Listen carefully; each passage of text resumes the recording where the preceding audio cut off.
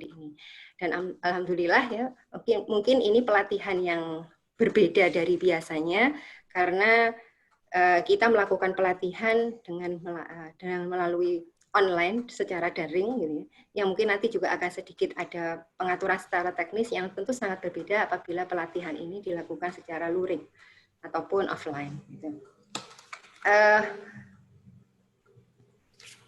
Mohon maaf ini Bu Ira, Bu Adek 3 belum hadir ya.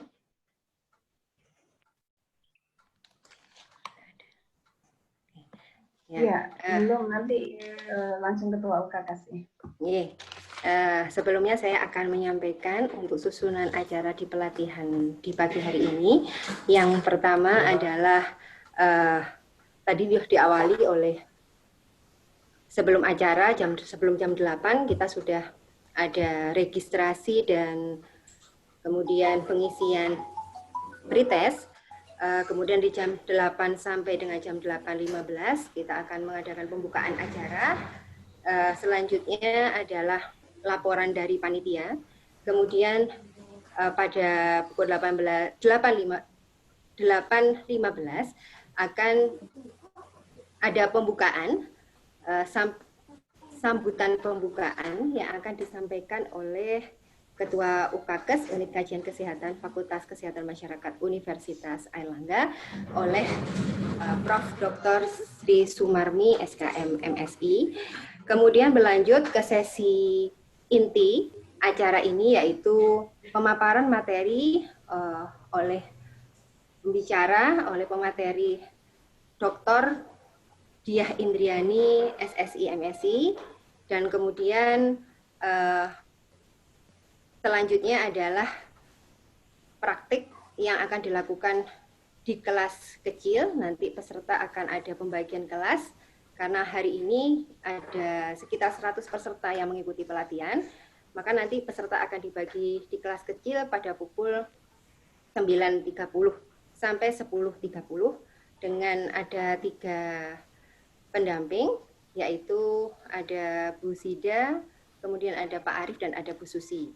Kemudian acara berlanjut dengan masuk kembali ke kelas besar pada pukul 10.30 sampai pukul 11 di sesi interpretasi data.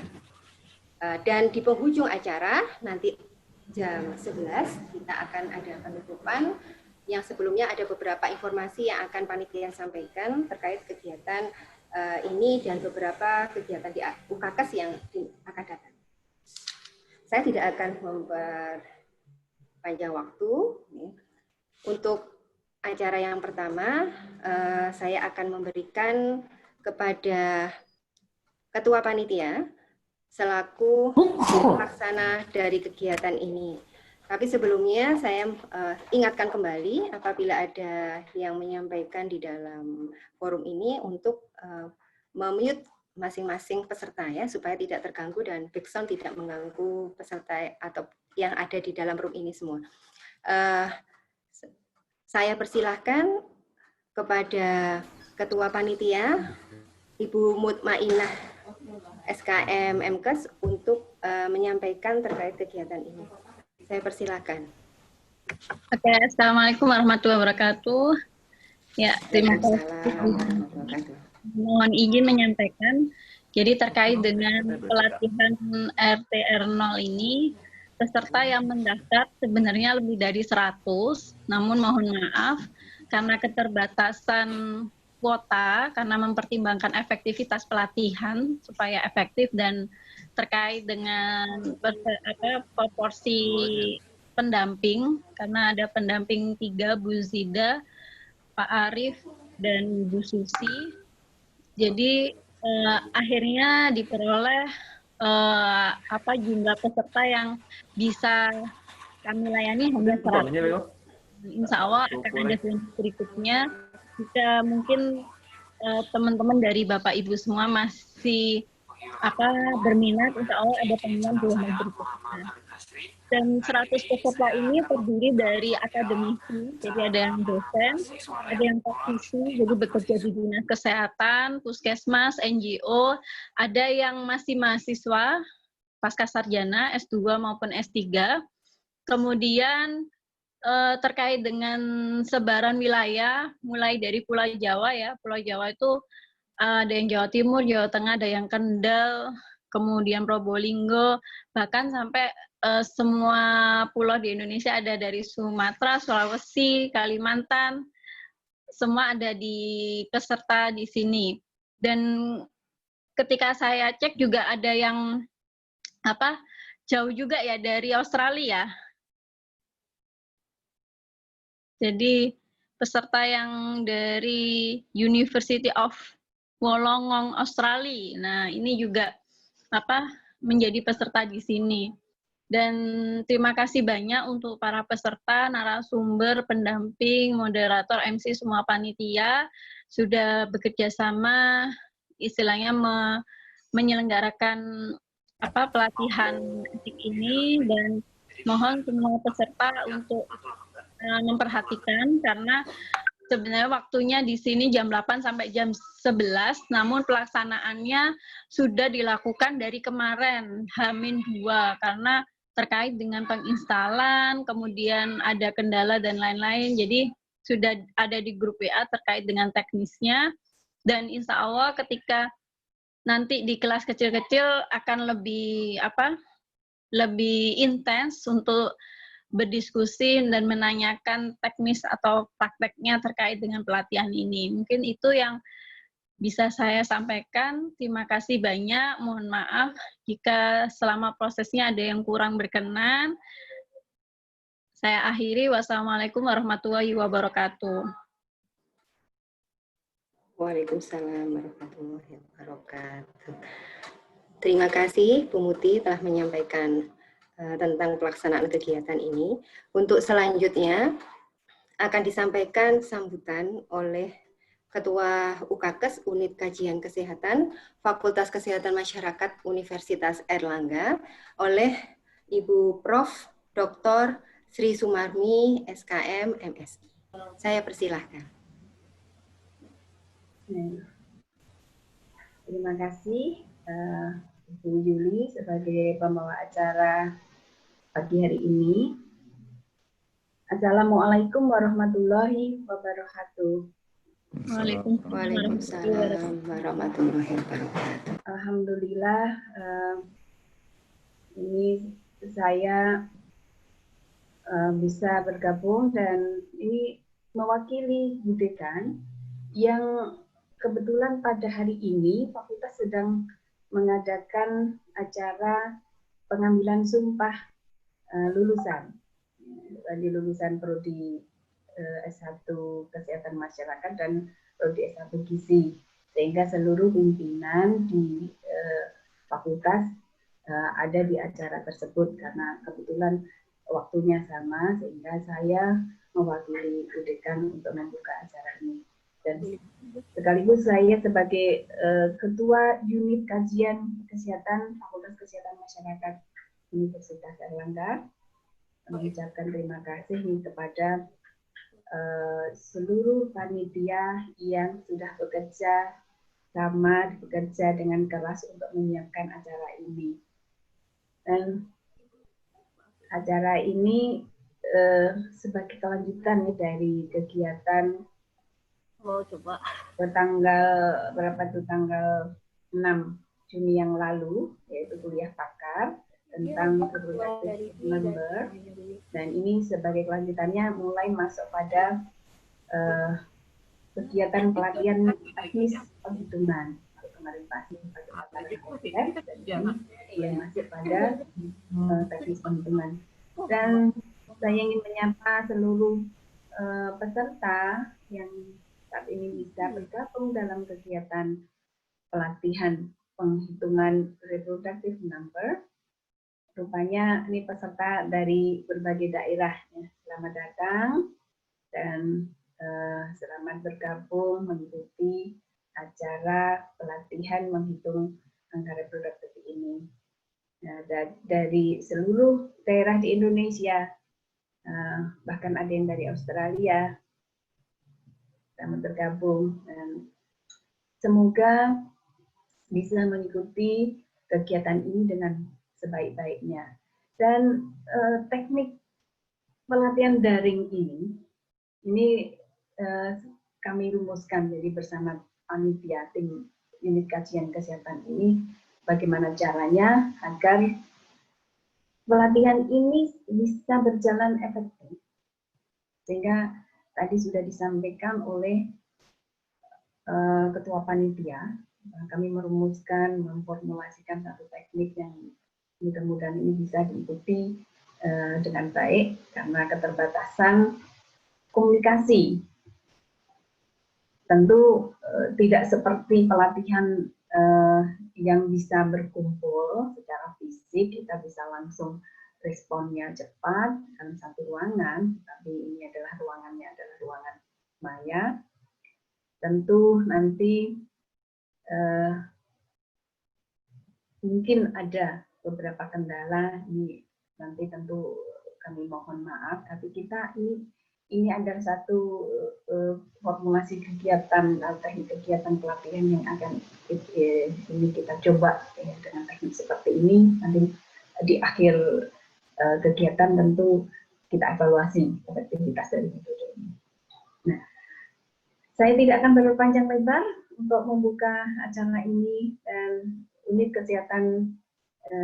kajian kesehatan Fakultas Kesehatan Masyarakat ini berharap akan menjadi satu unit yang bisa menjembatani kebutuhan masyarakat, masyarakat baik itu akademisi, kemudian praktisi, maupun mungkin lembaga-lembaga lain yang saat ini sedang sangat membutuhkan satu penambahan skill, penambahan keterampilan atau penambahan wawasan yang terkait dengan COVID-19 ini, maupun dengan mungkin juga nanti ke depan kita akan bisa memfasilitasi satu kegiatan-kegiatan yang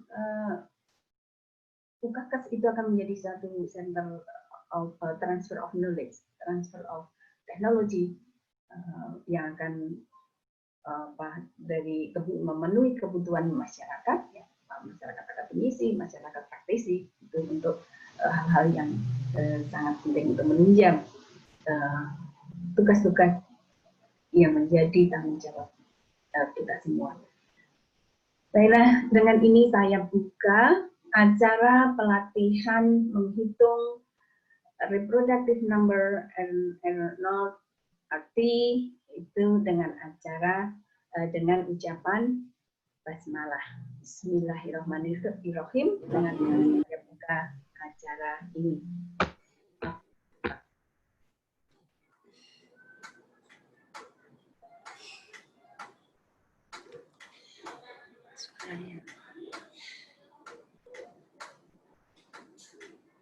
Suaranya, host minta tolong suaranya Prof. Mami. Ya. Dengan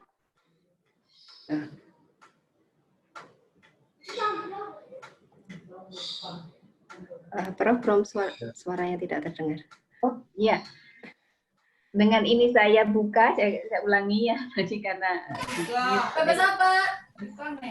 dengan ini saya buka acara pelatihan reproductive number dengan ucapan basmalah, Bismillahirrahmanirrahim, dan selamat mengikuti acara ini. Assalamualaikum warahmatullahi wabarakatuh. Saya kembalikan waktu kepada terima kasih. Ya, terima kasih Prof. Mami telah memberikan sambutan untuk membuka acara kita di pagi hari ini. Untuk sesi selanjutnya, sebelum kita pada pemaparan materi oleh narasumber, yaitu oleh Ibu Dr. Diah Indriani, SSI MSI, dan juga akan didampingi oleh 3 pendamping, yaitu Ibu Zida Husnina, SKM MPH, kemudian Ibu Susi Kartika Sebayang, SP MSc PhD, dan kemudian dengan Bapak Dr. Gigi Arif Hargono, MKes. Forum akan saya serahkan kepada moderator, dan kebetulan moderator kita kali ini adalah Ibu Ketua UKKES, yaitu Prof. Mami. Saya kembalikan lagi ke Prof. Dr. Sri Sumarmi, SKM MSI, untuk memandu acara sampai dengan sesi akhir nanti, ya, sampai dengan praktek. Saya persilakan Prof. Mami. Baiklah, saya kembali akan memandu kegiatan ini dari awal hingga akhir. Saya akan ikuti dan saya akan memandunya.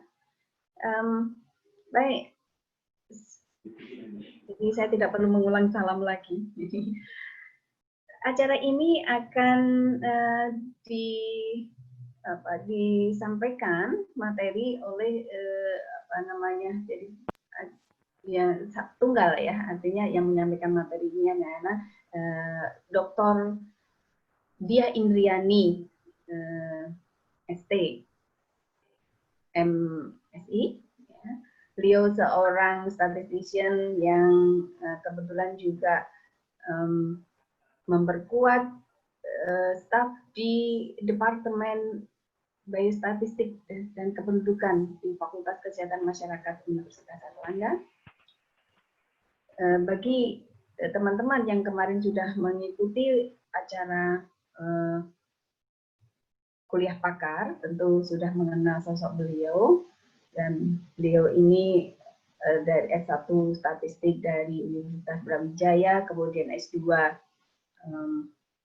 bidang statistik juga di Institut Teknologi 10 November ITS Surabaya, dan kemudian S3 beliau di ilmu kesehatan di kesehatan masyarakat ya, di ilmu kedokteran dan kesehatan di Fakultas Kedokteran UGM. Nah, itu S3 beliau. Nah, pagi hari ini beliau akan didampingi oleh 3 orang yang nantinya pada saat praktek ataupun sudah mulai menghitung-hitung menggunakan software, nanti peserta akan kami bagi menjadi 3 room secara paralel. Pada room 1 nanti peserta terdiri dari 35 peserta itu akan didampingi oleh Dr.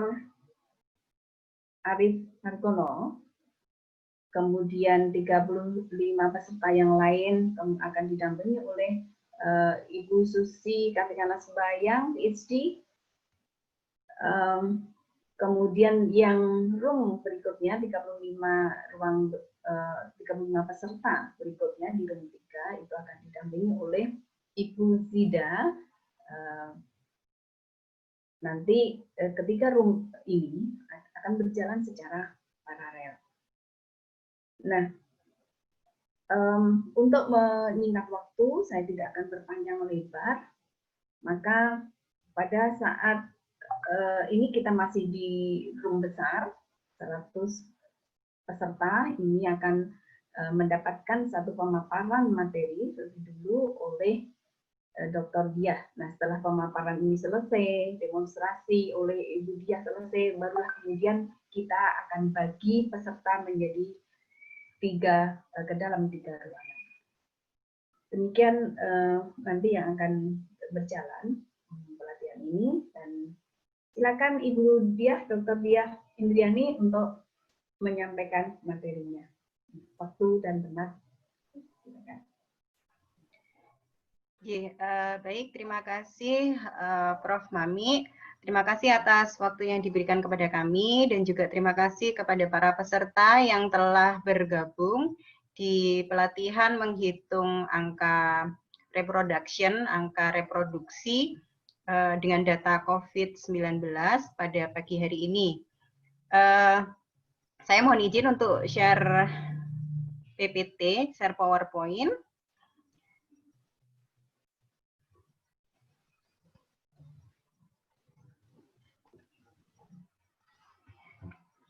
Ya, berikut adalah beberapa outline yang akan saya bahas. Jadi mohon izin saya akan menyampaikan tentang teorinya terlebih dahulu, tentang angka reproduksi ini, karena mungkin ada beberapa peserta yang pada waktu 2 minggu yang kemarin kita mengadakan kuliah pakar tidak mengikuti, jadi akan disampaikan terlebih dahulu tentang itu tuh mungkin nggak sampai evaluasi sampai mohon maaf, mungkin bisa di mute. untuk para peserta, ya. Kemudian setelah teori, kita akan membahas tentang bagaimana menggunakan beberapa software yang akan kita gunakan hari ini. Tidak banyak software yang digunakan. Yang pertama kita menggunakan software R yang kemarin sudah diinstal. Yang kedua kita hanya menggunakan Excel saja. Kemudian setelah itu baru menginterpretasikan hasilnya dan juga apa-apa yang harus diperhatikan di dalam angka reproduksi. Pertama kita akan membahas tentang definisi terlebih dahulu, apa yang disebut sebagai angka reproduksi. Jadi angka reproduksi itu bisa dianonimkan dengan satu ibu itu akan menghasilkan keturunan beberapa anak. Jadi kalau misalnya kita berbicara konteks penularan penyakit, dalam konteks penularan penyakit, maka angka reproduksi tadi diwujudkan dengan satu orang terinfeksi, itu akan menularkan ke beberapa orang yang lain. Atau dalam definisi secara teoritisnya, rata-rata jumlah individu baru yang terinfeksi oleh individu lain yang sudah positif terinfeksi. Dan itu berlangsung selama masa wabah terjadi, selama periode penularannya terjadi. Nah, ini beberapa kategori di dalam angka reproduksi. Jadi ketika angka reproduksi yang biasa disimbolkan dengan R itu tinggi, maka menandakan penularan virus itu cepat. Kalau rendah, maka menandakan penularan virus itu melambat.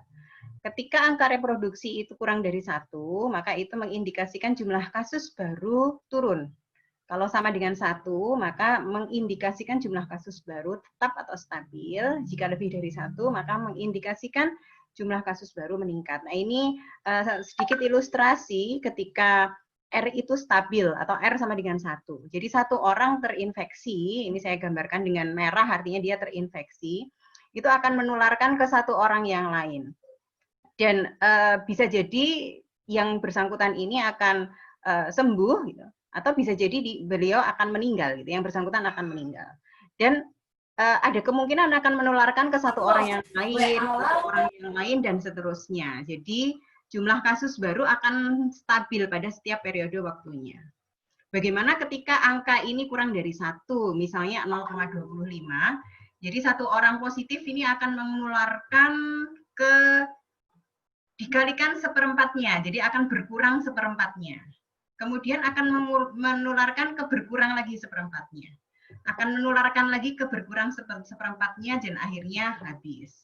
Jadi kalau misalnya ada 10 orang misalnya terinfeksi di periode pertama, maka akan menularkan ke 7,5 berikutnya. 7,5 tadi akan menularkan ke 5 orang. 5 orang nanti akan menularkan ke 2,5 orang. Dan akhirnya pada terakhir kasus itu akan semakin menurun, semakin menghilang, dan tidak ada penularan baru. Nah, bagaimana kalau lebih dari 1, misalnya 1,25, satu orang ini akan menularkan ke 1,25 orang lainnya, jadi 1,25 kali lipat, kemudian ke 1,2 kali lipat lagi di waktu yang ketiga, ke 1,2 kali lipat lagi di waktu yang keempat, dan seterusnya. Jadi ini menandakan kasusnya akan menjadi semakin naik dari waktu ke waktu. Nah, sekarang kita bayangkan saja kalau kasus di awal itu ada 2 orang terinfeksi dengan angka reproduksi 2, berarti 2 akan menularkan ke 2 orang lainnya, masing-masing akan menularkan ke 2 orang yang lainnya, dan demikian seterusnya. Jadi kasusnya akan menjadi semakin meningkat tajam dan meluas menjadi epidemi atau sampai menjadi pandemi. Ini ilustrasi ketika angka reproduksi 3, jadi 3 kali lipat pada setiap periode waktunya. Jadi kalau misalnya kita umpamakan ini sebagai sebuah angka deret, maka deret ini dinamakan deret geometri. Namun kita juga tidak bisa menggunakan deret geometri karena deret geometri hanya dipakai ketika penularannya stabil. Nah, di realitasnya kan tidak seperti itu. Maka muncullah beberapa formula untuk menghitung angka reproduksi. Nah, sebelum kita menghitung angka reproduksi, kita akan berkenalan dulu dengan ada 2 jenis angka reproduksi yang sering bermunculan di media. Jadi yang pertama ada basic reproduction number, yang kedua ada effective reproduction number. yang biasa disimbolkan dengan ada beberapa yang menyimbolkan dengan RT atau ada beberapa yang menyimbolkan dengan RE, efektif gitu ya. Nah, basic itu apa? Basic itu atau dinamakan juga R0 atau R0. Ini kondisi penularan ketika populasi tadi tidak ada yang sistem imunnya itu sudah terjadi. Jadi semua populasi itu rentan, tidak ada populasi yang mempunyai sistem imun baik itu yang terjadi secara alami maupun sistem imun karena vaksinasi. Artinya tidak ada treatment di populasi tersebut. Nah, itu maka populasi tersebut kalau dihitung angka reproduksinya disebut sebagai angka reproduksi dasar. Namun ketika di dalam populasi tadi sudah ada kelompok imunnya, entah itu terjadi alami maupun vaksinasi, entah itu treatment yang lainnya, maka disebut angka reproduksi efektif yang disimbolkan dengan RT atau RE. Ya, ada beberapa makalah lain yang menyimbolkan sebagai RE. Nah, sekarang metode penghitungan angka reproduksi ini ada dua pendekatan. Pendekatan yang pertama deterministik atau kepastian ya atau pasti. Kemudian pendekatan yang kedua itu probabilistik atau mengandung distribusi peluang. Proses penghitungannya nanti mengandung distribusi peluang. Sekarang kita bahas yang deterministik terlebih dahulu.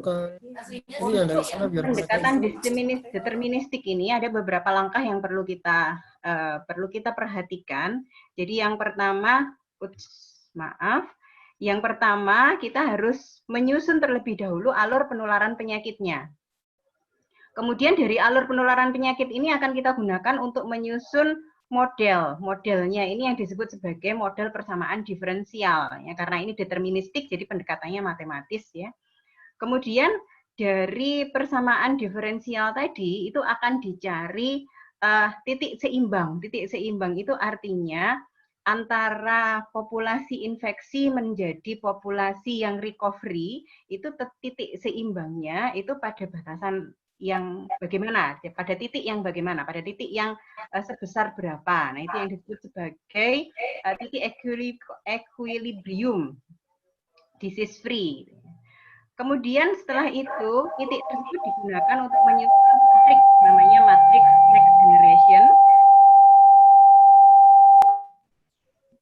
Ya, dan angka yang ada di matrix next generation atau saya sebutkan aja matrix NGM ini, ketika matrix ini dihitung nilai eigennya, maka eigen terbesar ini adalah rumus dari reproduction number-nya. Nah, ini ilustrasinya, mungkin saya tidak akan membahas secara detail. Jadi ini misalnya saja ada kondisi dengan pendekatan model SIR ya. S itu susceptible, itu populasi rentan, populasi yang rentan terinfeksi. I ini adalah populasi yang terinfeksi. R ini adalah populasi yang sembuh. Dengan pendekatan ini maka dari yang kelompok rentan kemudian dia menjadi terinfeksi akan ada infected rate. Jadi rate sampai yang rentan ini menjadi terinfeksi. Nah, di sini disimbolkan dengan beta. Dari terinfeksi menjadi sembuh, maka ada recovery rate.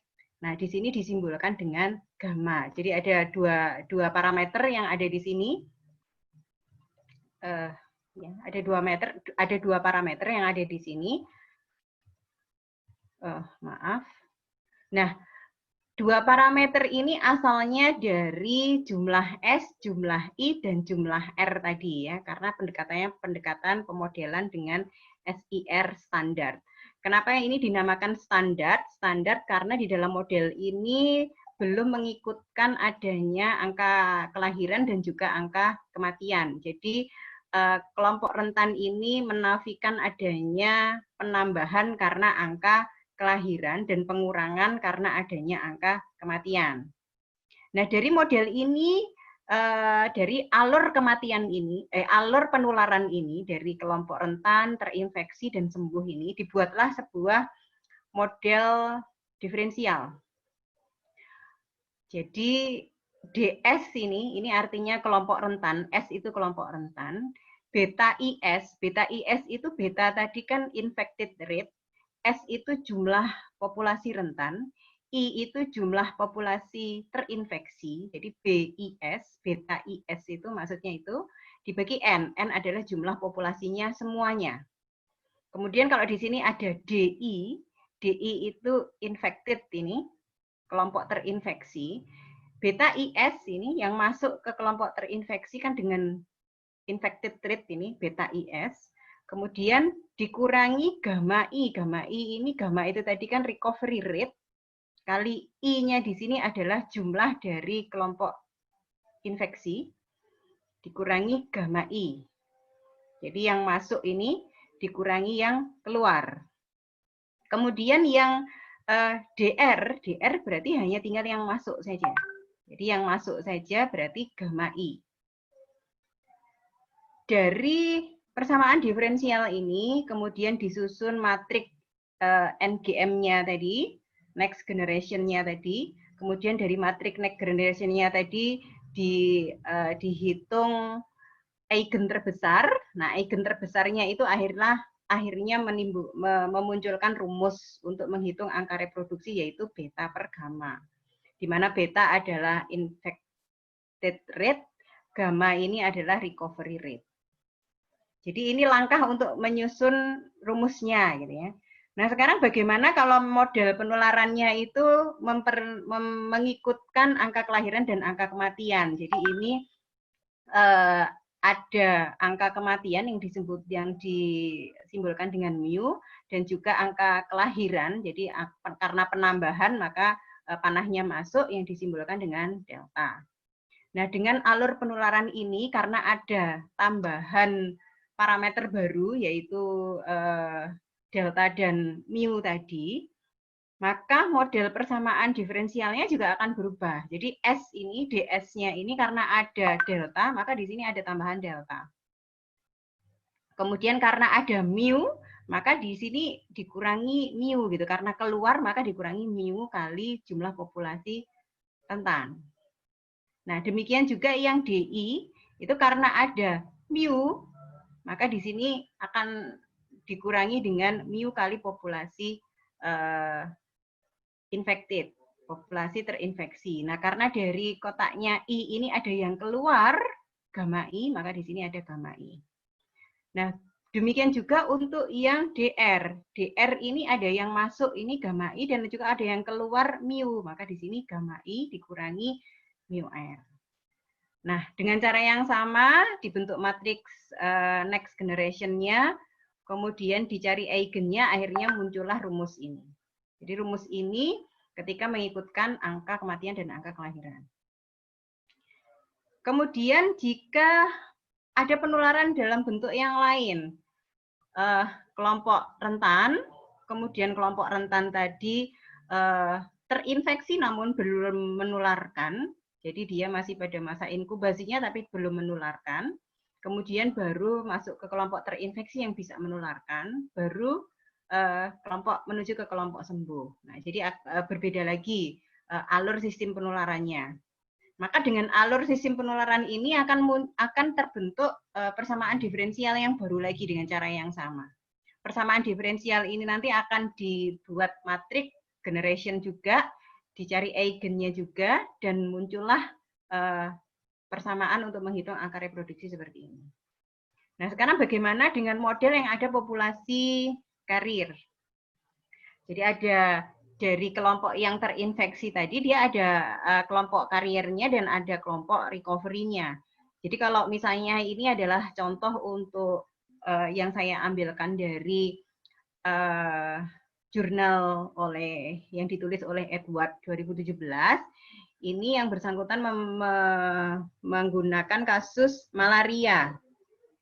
Jadi dia ada kelompok karir yang di sini disebut sebagai IC, ada kelompok yang terinfeksi dan kemudian menuju ke recovery. Nah, V ini adalah kelompok imun ya, kelompok imun, kelompok yang telah di treatment jadi kelompok imun, jadi ada tambahan kelompok V. Nah, dengan alur penularan ini maka akan muncul diferensial yang baru lagi, dan diferensial ini juga akan menghasilkan rumus angka reproduksi lagi.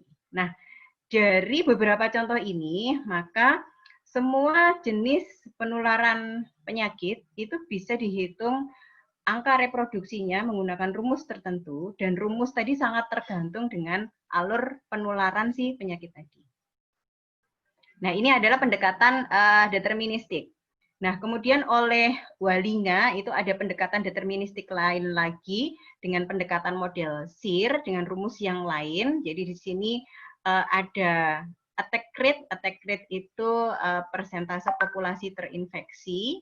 Jadi kalau misalnya dari 100 orang itu ada 1 orang terinfeksi, maka attack rate-nya adalah 0,01. Nah, kemudian di sini ada S0. S0 itu persentase dari kelompok rentan.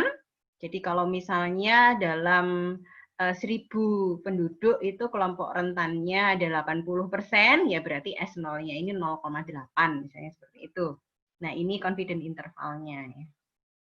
Nah, ini tadi adalah beberapa pendekatan deterministik. Beberapa pendekatan deterministik ini saya coba untuk saya buatkan perhitungan menggunakan Excel. Jadi kita membutuhkan tiga parameter data ya. Yang pertama jumlah kelompok rentan. Ini jumlah yang terinfeksi harian baru, terinfeksi baru, kasus baru. Ini jumlah dari kelompok yang sembuh ya. 0 karena masih hari pertama kan belum ada yang sembuh. Kemudian dari 3 parameter tadi kita gunakan yang pertama dengan rumus yang ini, infected rate dibagi recovery rate. Jadi infected rate ini diperoleh dari 7 harian ini. Nah, kenapa 7 harian? Sebenarnya tidak ada formulasi yang pasti. Jadi angka rumus reproduction number ini karena dia parameternya dalam bentuk rate, maka kita tidak bisa menggunakan satu data saja. Jadi misalnya hari tanggal 1 ini kita hitung rate-nya, nah itu tidak bisa. Jadi harus ada dalam beberapa interval tertentu baru bisa dihitung rate-nya.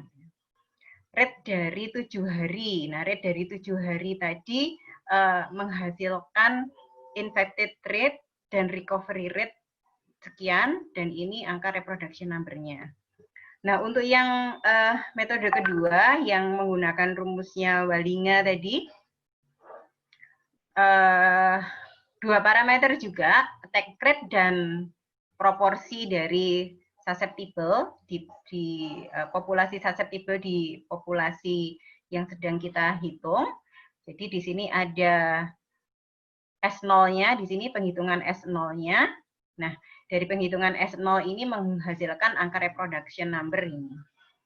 Dan ini beberapa sumber selalu menggunakan angka median untuk menyimpulkan kondisi sebuah wilayah, karena median ini pada posisi dia lebih tangguh ya, karena kan kita berhadapan dengan variasi data yang sangat lebar.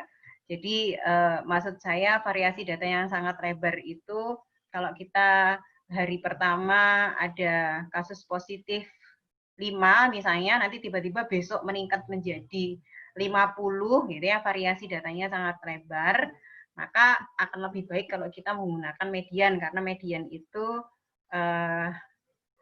parameter untuk mengestimasi yang lebih tangguh. Kemudian dari sini dihitung untuk confidence interval pada median tersebut. Nah, ini 2 pendekatan deterministik. Kemudian pendekatan yang kedua selain deterministik adalah probabilistik atau stokastik. Jadi menggunakan distribusi probabilitas di dalam proses penghitungannya. Ada 4 pendekatan: exponential growth, maximum likelihood, sequential Bayesian, dan time dependent. Hari ini kita akan fokus ke sequential Bayesian dan time dependent saja. Untuk pendekatan probabilistik ini kita menggunakan 2 parameter juga di dalam proses penghitungannya. Parameter yang pertama adalah jumlah kasus positif setiap hari. Kemudian parameter yang kedua adalah generation time. Jadi generation time itu adalah waktu jeda antar infeksi. Orang pertama menginfeksi orang kedua itu waktu jedanya berapa hari. Nah, itu generation time.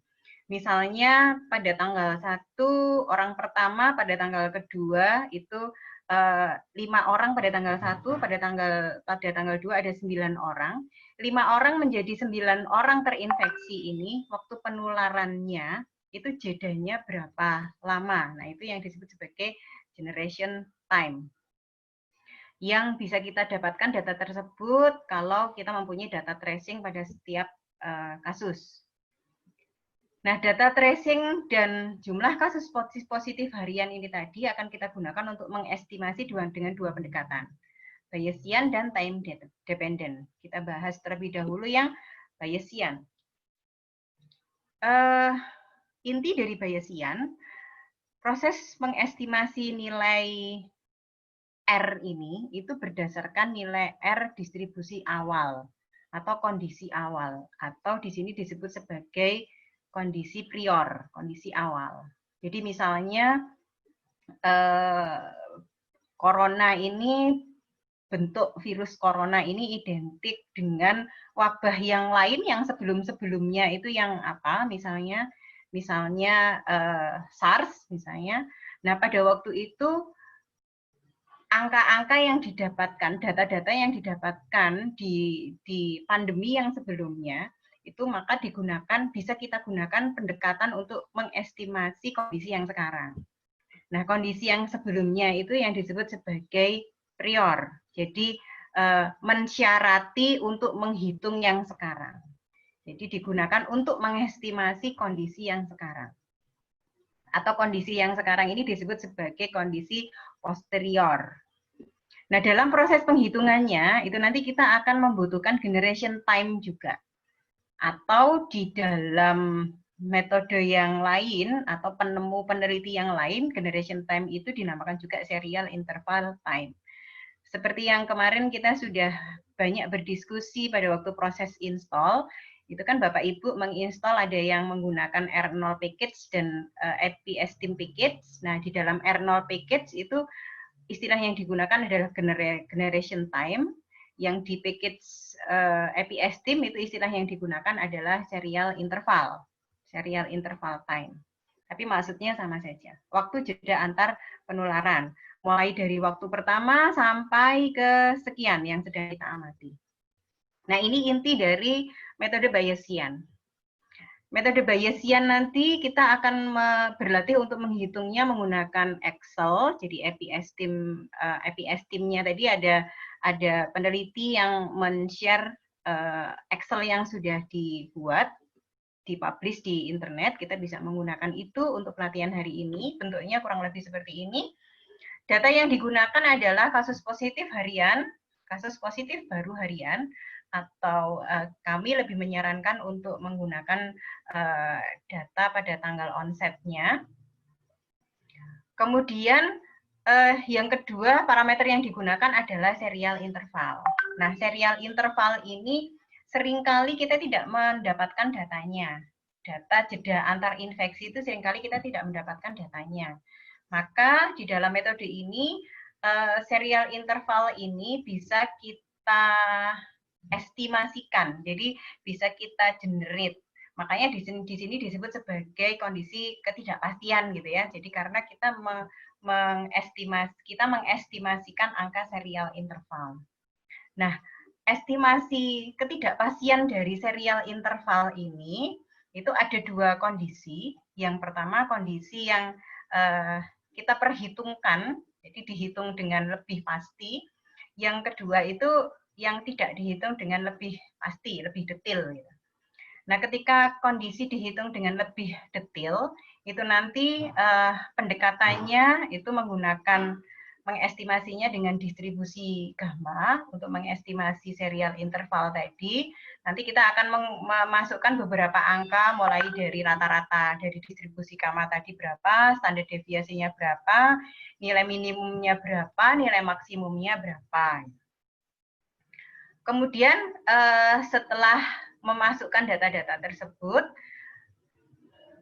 berikutnya adalah tahap untuk mengisi step time gitu ya. Tapi sebelum kita ke step time, kita yang kondisi yang kedua ini ya, tadi tahap yang kedua, bukan tahap yang kedua, pilihan yang kedua, jadi tidak mempertimbangkan nilai ketidakpastian ini secara detail. Kita di dalam jika memilih yang kedua ini, itu juga menggunakan pendekatan distribusi gamma di dalam mengestimasi. Nanti ada dua pendekatan, ada pendekatan parametrik atau non-parametrik. Nah, jadi nanti parameter yang dimasukkan ketika kita milih non-parametrik dan ketika kita milih non-parametrik itu akan berbeda. Nah, setelah memilih salah satu dari dua kondisi ini, tahap berikutnya adalah mengisi time step-nya. Nah, time step itu maksudnya begini, pada waktu kita ingin mengestimasi sesuatu, maka proses mengestimasi itu tidak bisa di dalam satu angka saja. Jadi kita akan membutuhkan beberapa angka untuk mengestimasi. Nah, beberapa angka tadi dalam berapa hari? Defaultnya adalah 7 hari. Jadi kita masukkan di sini defaultnya 7 harian untuk mengestimasi satu angka reproduction number dan untuk mengestimasi confidence interval 7 harian.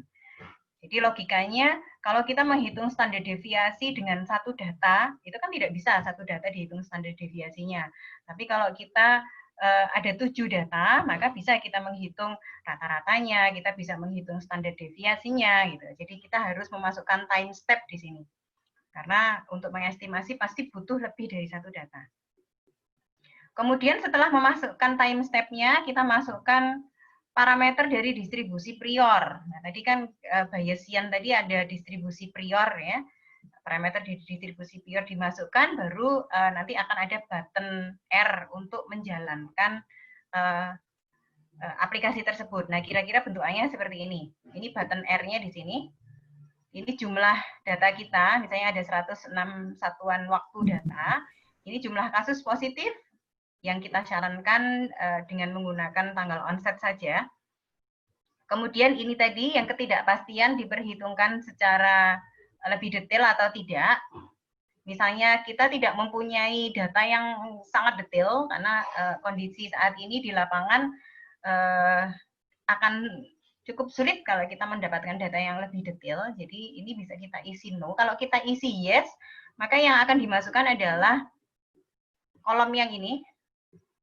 Mulai dari rata-ratanya, standar deviasinya, nilai minimal dari rata-rata, nilai maksimal dari rata-rata, nilai rata-rata dari standar deviasi dari standar deviasi, nilai minimal dari standar deviasi, nilai maksimal dari standar deviasi. Dan kita ambil berapa sampel di situ. Nah, jadi detail seperti ini.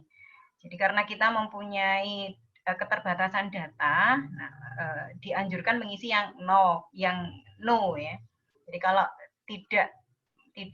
ketidakpastian tadi tidak dipertimbangkan secara lebih detail, maka kita menggunakan yang ini, yang kolom sebelah sini. Ada dua kondisi tadi, parametrik, non parametrik. Ketika pendekatannya parametrik, maka yang diisi adalah min sama standar deviasi, yang sel yang ada di sini, kotak yang ada di sini. Ketika diisi no, maka pendekatannya non-parametrik yang diisi yang sebelah sini. Kemudian step berikutnya diisi time step-nya. 7 hari, ini time step-nya. Default-nya 7 hari. Kemudian setelah time step-nya diisi, kita tentukan distribusi priornya. Min dari distribusi prior dan standar deviasi dari distribusi prior. Defaultnya 5, standar deviasi dan minnya defaultnya 5. Kenapa? Beberapa sumber yang sudah dipublish itu banyak yang menggunakan distribusi uniform sebagai distribusi prior. Jadi min dan standar deviasinya sama. Kemudian setelah diisi semuanya, diklik yang estimate R, nanti akan muncul proses perhitungannya ini. Ini 11-17 karena tadi menghitungnya kan 7 harian ya. Rata-rata dari reproduction number-nya, standar deviasi dari reproduction number-nya dari 7 hari tadi.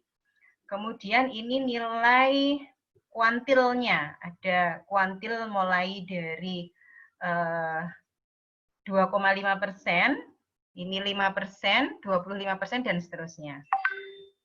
Pada umumnya kita menggunakan 5% kesalahan. Jadi dengan range kuantil 5% sampai 95%. Ini median dari angka reproduksinya. Makna dari angka ini, karena batas bawahnya 0,57, angka reproduksinya 1,1, berarti melebihi 1, maka angka penularan masih meningkat pada setiap harinya, apalagi batas atasnya 1,89, jadi kondisi masih belum aman ya di rentang waktu 7 hari ini. Ini rentang 7 hari yang kedua, juga seperti itu.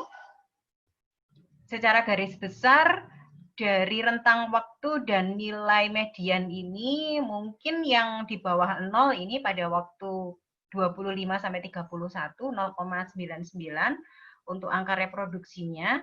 Namun batas bawahnya 0,8 dan batas atasnya 1,13 masih di atas 1. Jadi kondisinya masih belum aman juga untuk rentang waktu tersebut. Gambar grafiknya, ini gambar grafik median dari angka reproduksi dan juga kuartil 1 sama kuartil 25 dan juga 95 tadi. Ini epidemic curve-nya, sedangkan yang kurva yang di sebelahnya ini adalah serial intervalnya, jadi jeda waktu antar penularannya. Dan distribusinya gamma ya, distribusinya gamma. Kemudian yang pendekatan metode yang kedua, time dependent. Time dependent ini logikanya kita mempertimbangkan dari waktu ke waktu angka generation time-nya. Jadi angka generation time-nya itu tadi digunakan dari mulai waktu ke-1 sampai waktu yang ke-J itu untuk memprediksi atau untuk mengestimasi nilai R. Jadi ini jumlah dari generation time dari rentang waktu yang sedang kita amati tadi digunakan untuk mengestimasi R pada waktu tersebut. Kemudian jumlahnya digunakan untuk mengestimasi beberapa kejadian dalam waktu tersebut. Nah, ini yang disebut sebagai time dependent. Jadi karena mempertimbangkan waktu per waktu untuk mengestimasi nilai R. Time dependent nanti kita akan menggunakan proses penghitungannya dengan software R yang kemarin sudah diinstal menggunakan package R0. Jadi package-nya kemarin salah satu cara menginstalnya seperti ini ya, ini kita lewati saja. R kurang lebih nanti bentuknya seperti yang ada di PowerPoint ini. Ada dua window yang akan kita gunakan, window console dan window editor. Untuk memunculkan window editor ini, kita bisa di file new script, ini nanti akan muncul window baru namanya window editor. Window editor ini fungsinya untuk mengetik perintah-perintah scriptnya tadi. Ketika dijalankan nanti hasilnya akan muncul di sini, akan diproses dan akan muncul di sini. Namun ketika ada grafik nanti akan muncul di window yang lain. Jadi contohnya seperti ini. Kita ketikkan perintah-perintahnya di sini. Nah, perintah-perintah ini sudah di-share di link ya, sudah di-upload di link yang kemarin sudah di-share sama panitia. Kemudian ketika perintah ini dijalankan, maka jadi misalnya kita ingin menjalankan perintah pertama, library R0. Maka perintah library R0 itu kita tekan kontrol dengan huruf R, tombol R secara bersamaan, nanti otomatis dia akan menuju ke sini untuk diproses.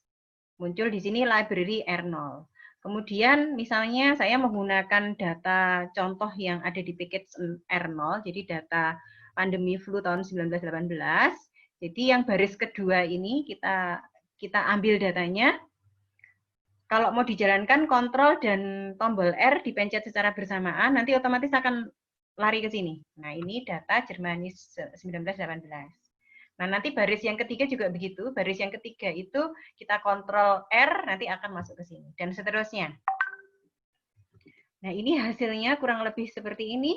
Jadi, proses dan hasil ada di sini, namun untuk grafik akan muncul window baru. Oke, sekarang saya akan mencoba membahas makna dari setiap sintak yang ada di sini. Mulai dari library sampai plot ini.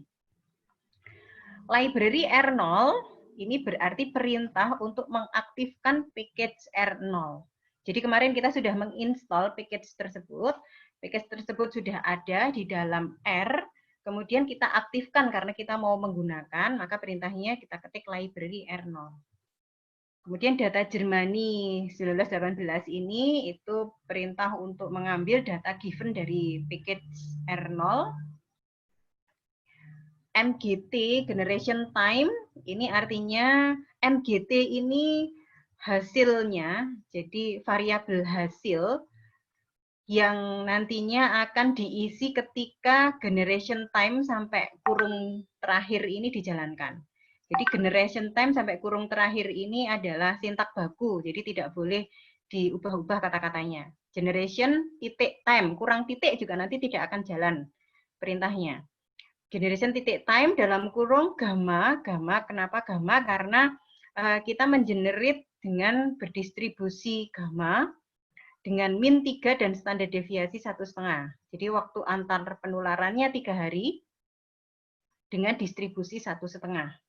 Bisa dirubah-rubah ini ya, menurut kondisi realitas kita atau menurut pendekatan yang kita gunakan. Kemudian perintah selanjutnya, Astro ini juga hanya nama variabel hasil juga, seperti halnya MGT. MGT ini tadi kan untuk menyimpan hasil dari generation time sampai ke belakang. Nah, Astro R0 ini juga untuk menyimpan perintah mulai dari estimate ini sampai kurung belakang. Estimate sampai kurung belakang ini perintah yang tidak boleh dirubah. Jadi estimate.r.td ini tidak boleh dirubah-rubah. Kurang titik juga akan berubah. Nah, TD ini yang disebut sebagai singkatannya time dependent. Jermani karena kita menggunakan data kasus baru harian, itu dari datanya Jermani ini, data default contoh. MGT itu dari data yang di-generate, generation time dengan distribusi gamma. Bikin 1 N100 ini kita ingin mengestimasi R mulai dari waktu ke 1 sampai waktu ke 100. Tanggal pertama sampai tanggal ke 100.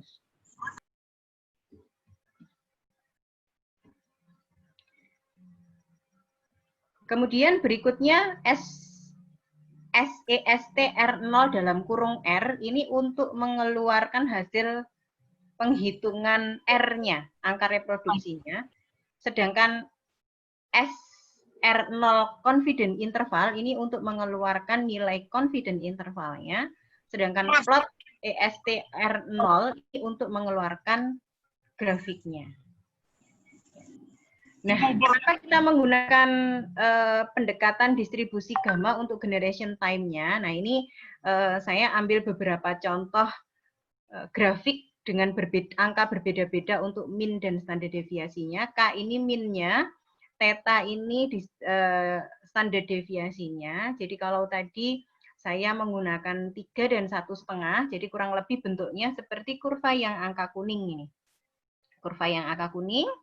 Jadi di awal-awal itu waktu penularannya masih kecil, kemudian waktu penularannya itu berkisar antara 2 sampai 5 harian, itu banyak sekali, dan lama-lama waktu penularannya itu panjang, maka jumlah kasusnya akan menjadi sedikit kan gitu, karena masa antar penularannya panjang. Nah itu kenapa kita menggunakan gamma. Dan min dan standar deviasinya cara pemilihannya bagaimana? Ketika Bapak Ibu mempunyai datanya, data per kasusnya, maka bisa diambilkan dari situ. Tapi kalau tidak punya datanya, maka bisa diambilkan pendekatan lain menggunakan angka yang sudah dipublish di negara-negara tetangga. Misalnya di Singapura misalnya, atau di Malaysia, gitu ada beberapa peneliti yang sudah mempublish nilai rata-rata dan standar deviasi untuk distribusi gamma yang dipakai.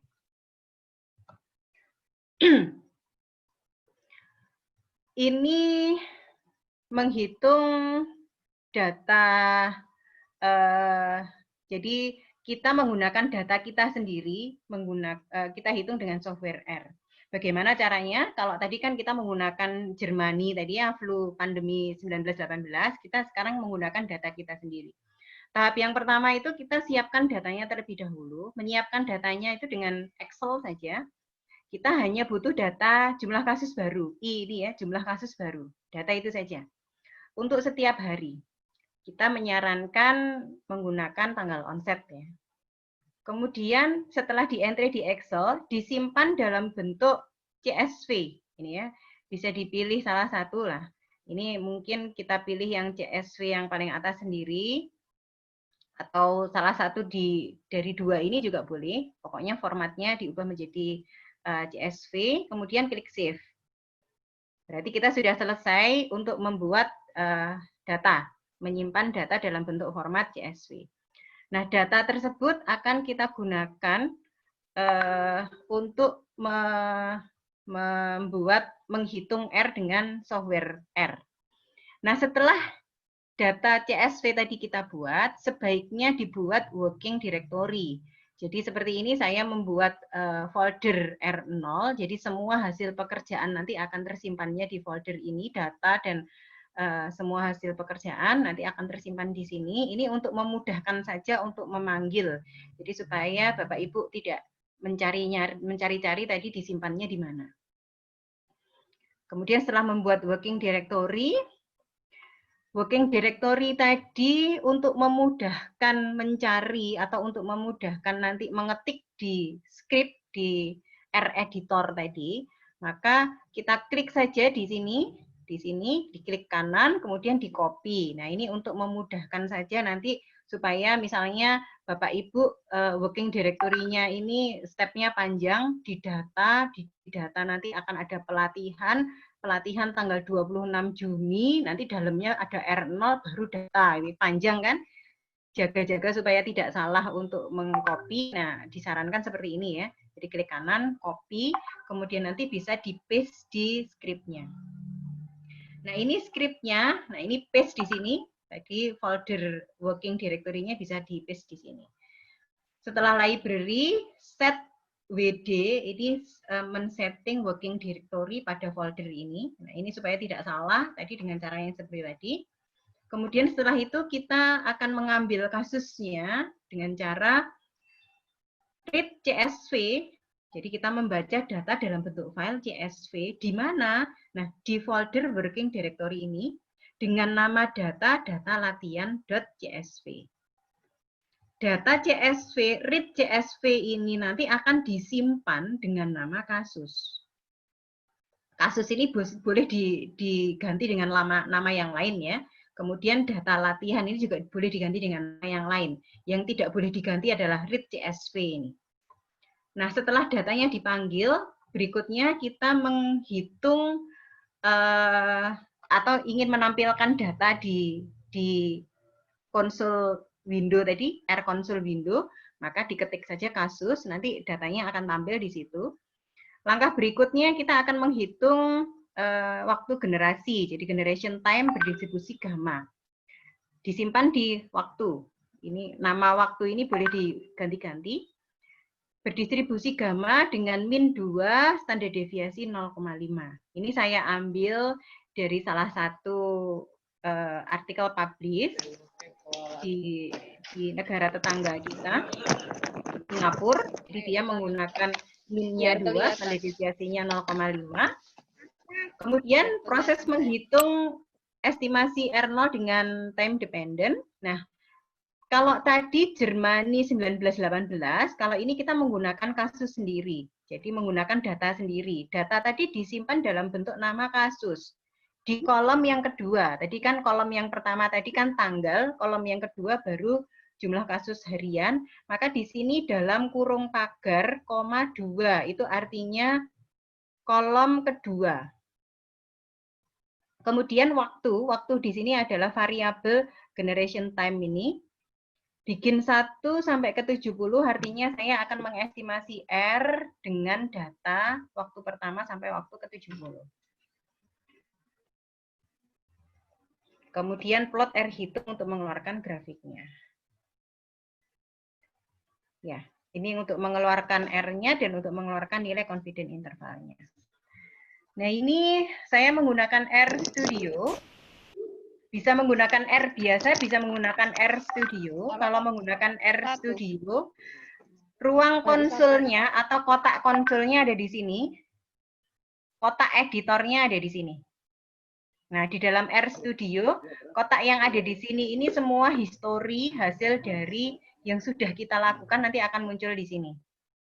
Sedangkan kotak yang ada di sini itu untuk impor ekspor itu ada di menu file, kemudian menu plot ini untuk menampilkan gambar grafik-grafiknya, menu package sini ya untuk menyimpan package yang sudah kita installkan sebelumnya.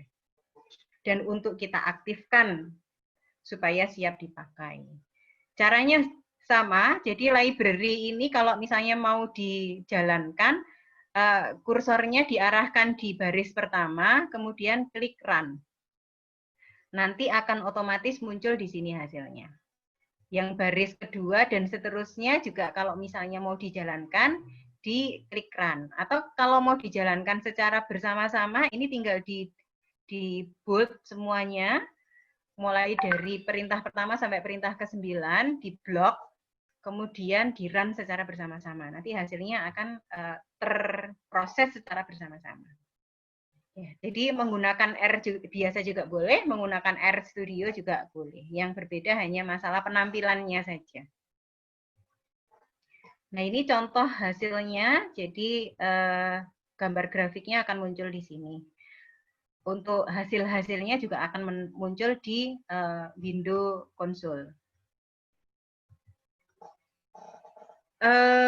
Cara menginterpretasi nilai R ini, kita sangat menyarankan untuk tidak hanya membaca nilai R-nya, estimasi R-nya saja. Jadi kemudian ketika R-nya lebih dari 1 atau kurang dari 1, kita sudah bergembira, kemudian kasus sudah menurun, kita tidak menyarankan itu. Kita sangat menyarankan untuk melihat confidence intervalnya juga. Jadi upper bound dan lower bound-nya. Ketika upper bound dan lower bound-nya itu sama-sama masih di atas 1, maka kondisinya masih tidak aman. Ketika upper bound dan lower bound-nya dan juga estimasi nilai R-nya sama dengan 1, ya berarti kondisinya stabil.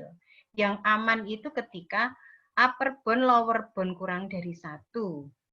Nah, itu baru terjadi penurunan kasus. Seandainya R-nya, estimasi R-nya kurang dari 1, tapi upper bound-nya masih lebih dari 1, maka berarti dalam rentang waktu tersebut itu ada titik-titik yang masih bisa meningkatkan kasus. Jadi kondisinya masih belum aman juga. Hal yang perlu diperhatikan untuk mendapatkan nilai R tadi kita menjadi akurat. Jadi apa yang kita lakukan tadi hanya memproses dari angka yang sudah ada. Akurasi dari nilai angka reproduksi ini akan sangat tergantung dengan datanya. Jadi reporting yang baik pasti akan menghasilkan angka reproduksi yang akurat juga. Dan kemudian yang kedua, kita harus menyepakati definisi operasionalnya. Apa sih yang disebut sebagai kelompok rentan? Nah, itu kita sepakati dulu definisinya. Nanti kalau definisinya berbeda-beda antar penganalisis, ya nilai angka reproduksinya juga pasti akan berbeda-beda. Apa sih yang disebut sebagai nilai positif harian, itu juga harus disepakati terlebih dahulu. Ya, itu tadi adalah hal-hal untuk menunjang data berkualitas dan jangan lupa juga datanya update ya. Jadi kalau kita menggunakan kasus harian yang hasil dari tes yang dideklar, maka mungkin dia terinfeksinya sudah beberapa hari yang lalu. Nah, jadi tidak up to date. Jadi input yang valid nanti pasti akan menghasilkan output yang valid juga. Ya, terima kasih. Ini beberapa reference yang saya gunakan. Nanti bisa diakses sendiri dengan link yang tersedia. Prof. Mami, Berikutnya mungkin saya akan sedikit mempraktekkan saja ketika menggunakan deterministik. Jadi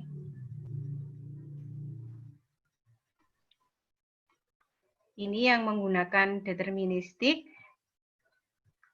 kita memprediksinya dalam 7 hari. Jadi 7 harian ini digunakan untuk dalam 7 hari ini digunakan untuk mengestimasi satu angka reproduksi. Yang ini yang menggunakan model SIR yang pertama tadi, yang hanya beta per gamma, infected rate per recovery rate.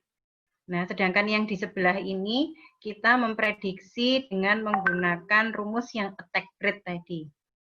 Jadi di dalam rumus attack rate tadi ada angka attack rate dalam satu populasi itu yang terinfeksi berapa persen, dan juga ada S0 dalam satu populasi itu kelompok rentannya ada berapa persen. Kemudian dicoba juga dari penghitungan ini dibuat confidence intervalnya, tapi ini confidence interval dengan rumus yang attack rate. Nanti bisa dicoba oleh Bapak Ibu. Kemudian saya mencoba untuk yang menggunakan R.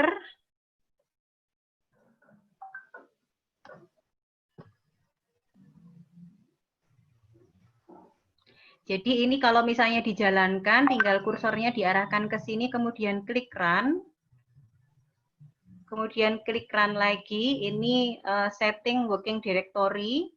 Ini mengambil kasus dengan data CSV, dengan nama variabelnya nanti kasus. Nah, diketik kasus itu artinya kita akan menampilkan datanya. Nah, ini datanya. Yang kita pakai hanya kolom yang kedua saja, yang sebelah sini. Kemudian kita run lagi, ini untuk mengestimasi waktu generasinya. Disimpan dalam variabel waktu. Ini data kasus kolom kedua dan juga variabel waktu kita gunakan untuk mengestimasi R yang disimpan di nama variabel R hitung. Nah, ini untuk mengeluarkan grafiknya. Nanti grafik akan muncul di sini. Berikutnya ini untuk mengeluarkan angka reproduksinya untuk setiap tanggal. Kemudian berikutnya ini untuk mengeluarkan nilai confidence interval, batas bawah dan batas atas dengan CI 95%.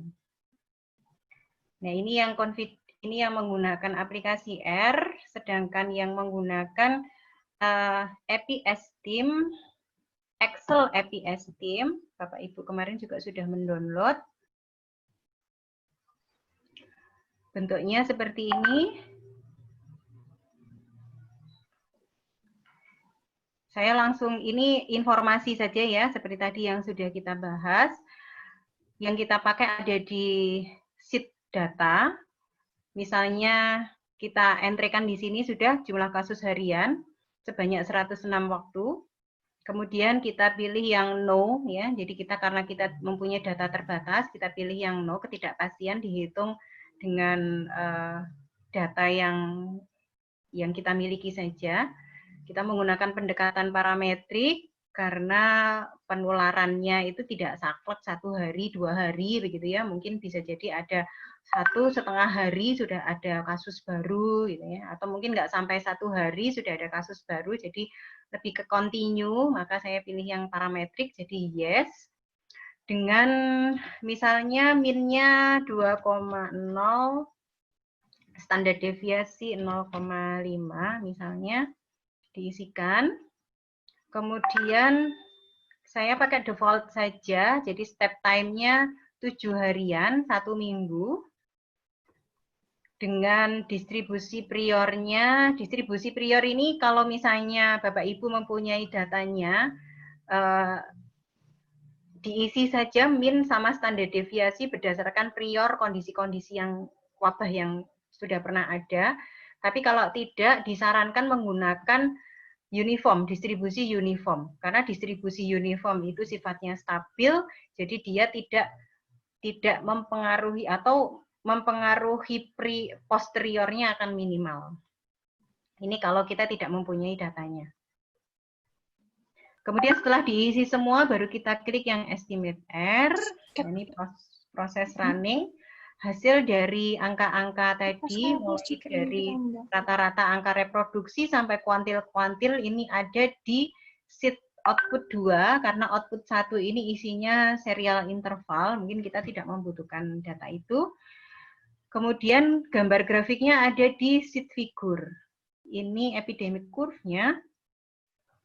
Kemudian ini yang grafik untuk R-nya tadi, sedangkan ini grafik untuk serial interval time-nya.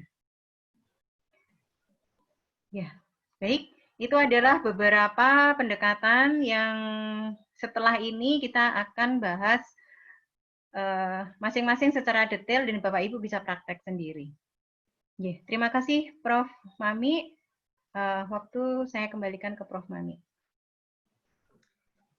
Baik, terima kasih Ibu Diah yang sudah memaparkan materinya.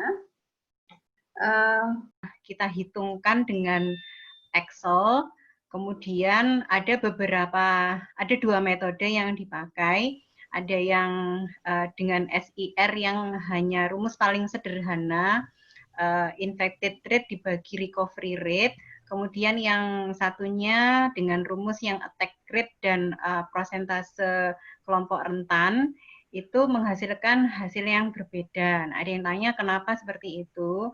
Nah, mungkin yang pertama, jadi pendekatan berbagai macam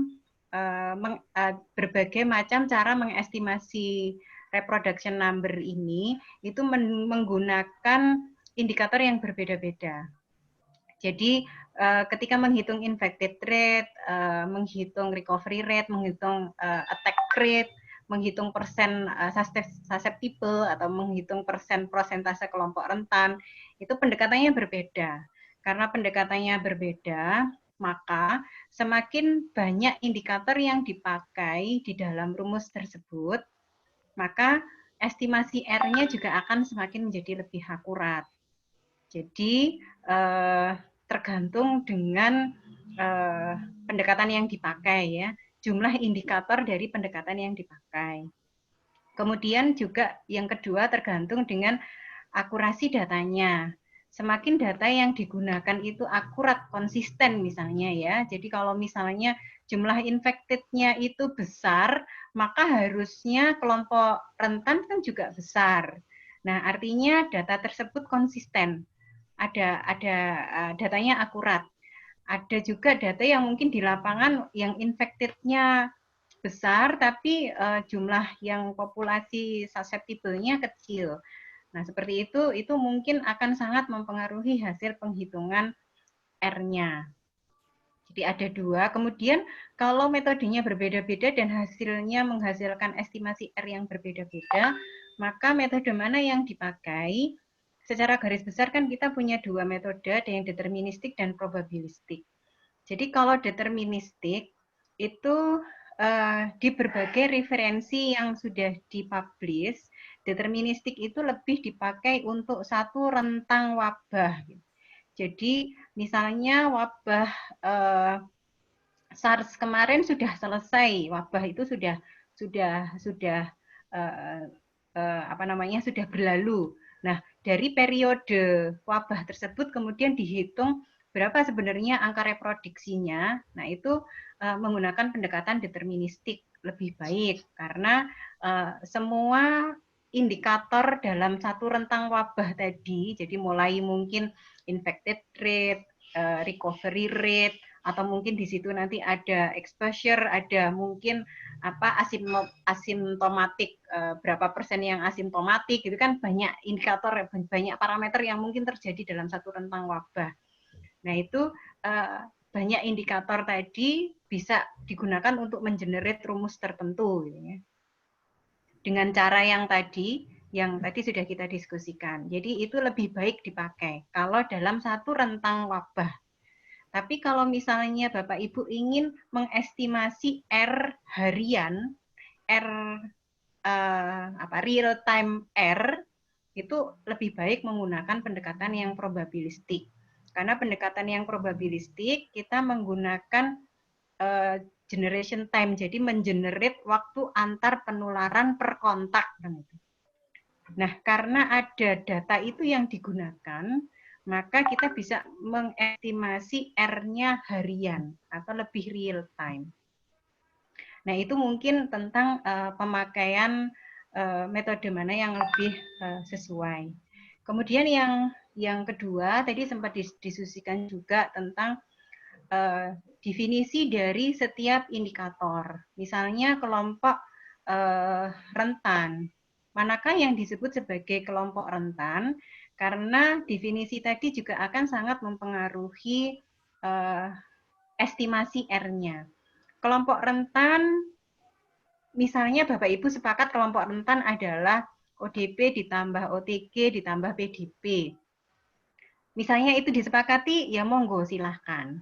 Tapi tadi ada pendapat Bapak Ibu lain dari kabupaten lain, kalau misalnya hanya menggunakan itu terlalu kecil, padahal orang-orang yang di sekelilingnya OTG, orang-orang yang di sekelilingnya PDP itu kan juga rentan juga. Harusnya masuk kelompok rentan, boleh saja kalau Bapak Ibu menggunakan pendekatan tersebut. Asalkan disepakati dan asalkan pada waktu menghitung, itu dari waktu ke waktu konsisten menggunakan itu, menggunakan pendekatan yang disepakati tersebut. Nah, itu mungkin hal-hal yang tadi muncul di dalam diskusi. Yang selebihnya ada beberapa sintak di R. Jadi R tadi kan untuk menghitung dengan metode pendekatan time dependent. Metode time dependent itu ada dua macam sintak. Sintak yang satu itu jika Bapak Ibu tidak punya data antar kontak. Jadi data generation time-nya itu tidak ada. Data waktu antar penularannya Bapak Ibu tidak punya, maka Bapak Ibu bisa menggunakan mengenerate dengan distribusi gamma tadi. Distribusi gamma dengan mean dan standar deviasi tertentu. Kalau tadi mungkin Bu Susi, Pak Arief, Bu Zida memberi contoh min-nya 2,6, standar deviasi 1,5, itu asalnya dari mana? Min 2,6 atau min 2, itu asalnya dari mana? Bapak Ibu bisa men-searching referensi dari negara-negara tetangga yang mungkin sudah mempublikasikan antar kontak mereka itu berapa hari, rata-rata berapa hari, itu bisa menggunakan pendekatan dari negara-negara tetangga yang mempunyai kondisi sama dengan geografis dan sosial ekonomi sama seperti kita misalnya ya. Pendekatan itu boleh menggunakan itu. Tapi akan lebih bagus lagi kalau Bapak Ibu punya datanya. Waktu antar kontak tadi punya datanya diambil dari form 6 misalnya. Bapak Ibu punya, setelah di tracing, Bapak Ibu punya 15 data, misalnya 15 data kontak, berarti tidak apa-apa, berarti 15 data kontak tadi dientrekan saja di sintak yang tadi sudah dipelajari, itu nanti akan menghasilkan hasil yang lebih mendekati kondisi realnya di lapangan, daripada ketika kita mengenerate dengan distribusi tertentu, karena itu pendekatan yang menggunakan estimasi min dan standar deviasi tertentu yang mungkin belum tentu sama dengan ayah kita. Nah, itu mungkin yang dari pertanyaan tadi yang muncul, dan saya akan sedikit share ini, mohon izin saya sedikit share dengan metode probabilistik. Tadi ada dengan metode pendekatan time dependent dan juga Bayesian, yang di atas ini dengan data latihan tadi dengan metode time dependent, yang di bawah ini dengan data latihan tadi dengan EPSTIM, dengan Excel EPSTIM. EPSTIM kan menggunakan Bayesian ya. Nah, ada beda nilai estimasi R, dan juga ada beda confidence interval. Confidence interval dengan time dependent dan juga dengan Bayesian ini akan lebih tepat mana yang dipakai. Nah, pertama memilih metode itu konsisten ya. Kalau sudah pakai Bayesian ya sudah dari awal sampai akhir harus pakai Bayesian. Kalau sudah pakai time dependent juga seperti itu. Tapi kalau misalnya saya memandangnya dari sisi statistika, kedua grafik ini saya akan lebih cenderung memilih grafik yang di atas, yang metode time dependent. Kenapa demikian? Pertama, misalnya ambil saja tanggal hari ke-15 atau mungkin belum 15 ini, hari ke-12 lah ya, sekitar hari ke-12. Kita ambil di sini juga sekitar hari ke-12. Sekitar hari ke-12 ini nilai R-nya sekitar 1, sekian begitu ya, 1,2 lah mungkin. Kemudian ini hari ke-12, R-nya itu mendekati 2. Mendekati 2. Jadi pada beberapa titik, R-nya itu lebih tinggi daripada yang metode Bayesian. Dengan unsur kehati-hatian, karena kita pada kondisi wabah, maka akan lebih baik kalau kita menggunakan estimasi yang lebih tinggi begitu ya, dengan unsur kehati-hatian. Itu kalau dari sisi nilai R-nya. Kalau dari sisi nilai confidence intervalnya, misalnya ini confidence interval di rentang waktu 0 sampai 5 hari, itu confidence intervalnya bisa mencapai 5 nilai R-nya. Kalau yang ini 0 sampai 5 hari itu confidence intervalnya mencapai tertinggi 3. Nah, dari lebarnya confidence interval itu artinya semakin lebar confidence interval tersebut, maka si metode tersebut lebih dapat membaca variasi data yang terjadi. Kalau data tersebut semakin bervariasi, maka mungkin di rentang waktu tersebut ada proses pencatatan pelaporan yang kurang baik, maka variasinya lebar. Mungkin di rentang waktu tersebut ada klaster baru gitu ya, hari kedua 5 infected, hari ketiga tiba-tiba 50 infected karena muncul klaster baru. Nah, itu kan variasinya tinggi. Nah, time dependent itu lebih mempunyai kecenderungan lebih dapat mendeteksi variasi yang muncul. Kalau dilihat dari rentang confidence intervalnya. Nah, kesimpulan yang saya sampaikan ini itu seiring dengan beberapa referensi yang sudah saya baca. Jadi bisa jadi saya kurang membaca referensi ya, tapi dari beberapa referensi yang sudah saya baca itu pada beberapa negara itu lebih banyak menggunakan pendekatan time dependent daripada yang Bayesian. Tapi apakah kami tidak boleh menggunakan yang Bayesian? Ya boleh saja, tapi asalkan konsisten gitu. Bukan dengan alasan Bayesian lebih rendah gitu ya, saya pakai yang Bayesian saja. Jadi alasannya lebih ke konsistensi supaya nanti menyimpulkannya, menarik kesimpulan dalam satu rentang wabah juga konsisten. Oke. Mungkin itu beberapa kesimpulan yang bisa kami sampaikan, Prof. Mami. Kami kembalikan ke Prof. Mami.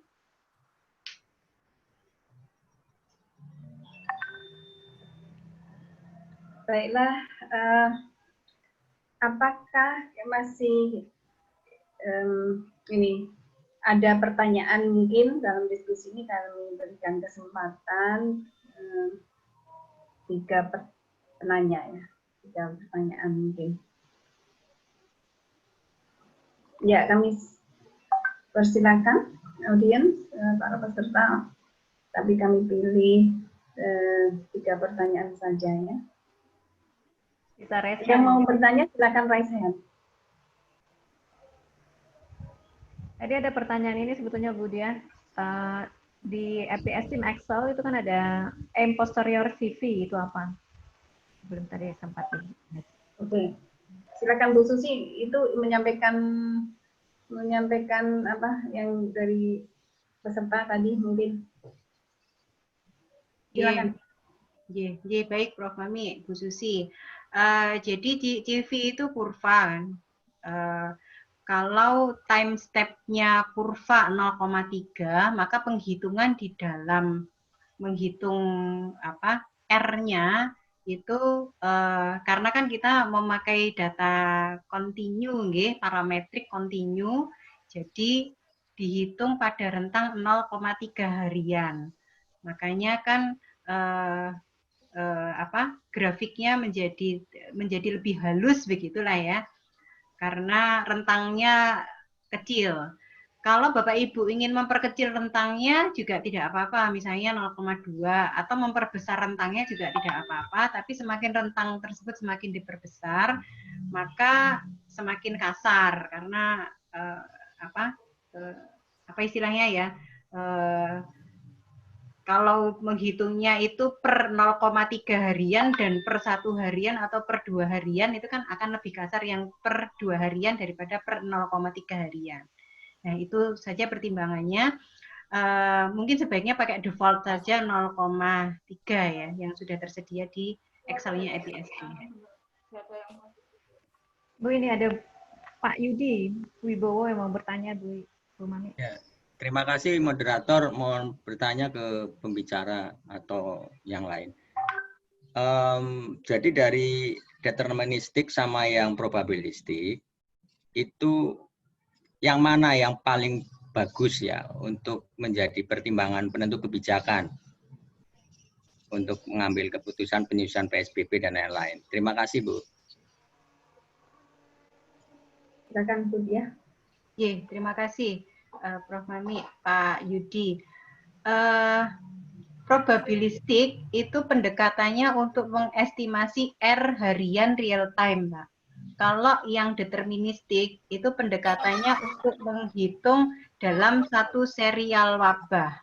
Jadi berdasarkan referensi-referensi itu deterministik, katakanlah misalnya panjenengan mau menghitung angka reproduksi pada waktu SARS kemarin, kan sudah berlalu.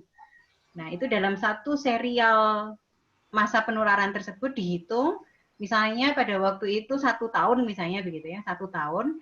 Dalam masa 1 tahun tadi indikator apa saja yang muncul? Mungkin indikator infected rate, recovery rate, ternyata juga akan ada indikator yang lain. Mungkin ada kelompok yang katakanlah seperti kita sekarang asimptomatik gitu ya. Kemudian ada yang lain, ada angka kelahiran, ada angka kematian, ada indikator-indikator yang lain yang dipertimbangkan dalam satu seri wabah yang terjadi.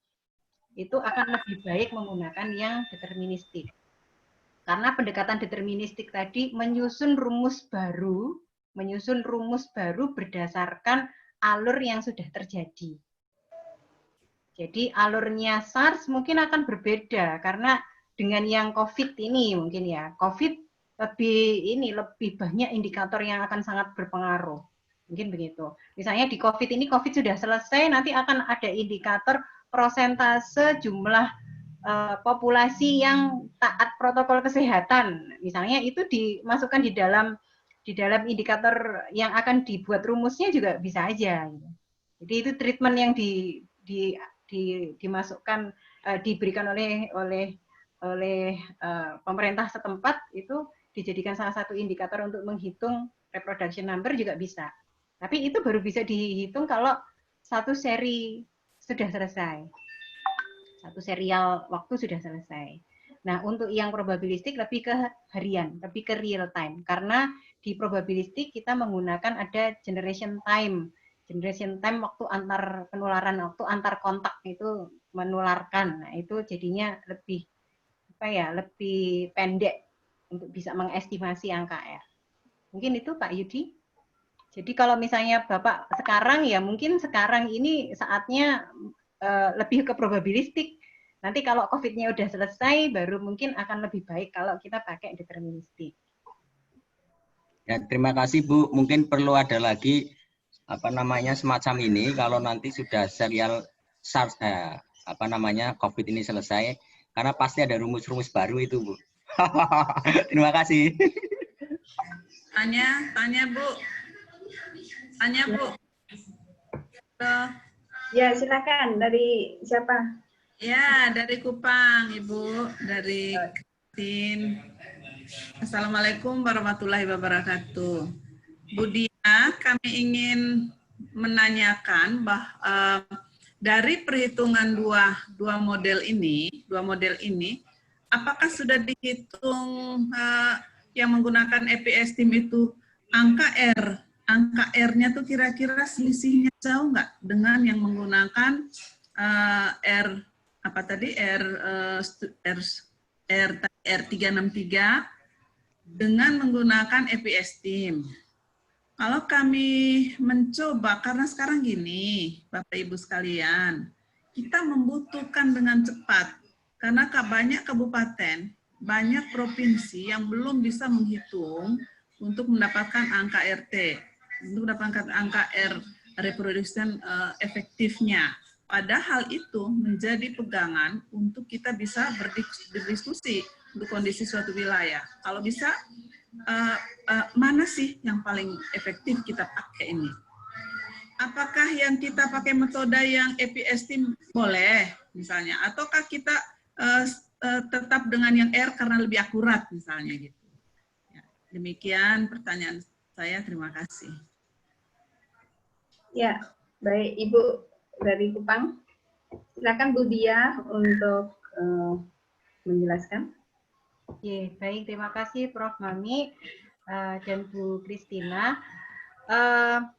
Memang dari sisi statistik, dari pendekatan statistika, dari tadi yang sudah kita hitung, itu untuk yang metode time dependent, itu terlihat lebih bisa mengestimasi variasi data yang ada gitu ya. Jadi akhirnya tingkat akurasi estimasi R-nya lebih baik.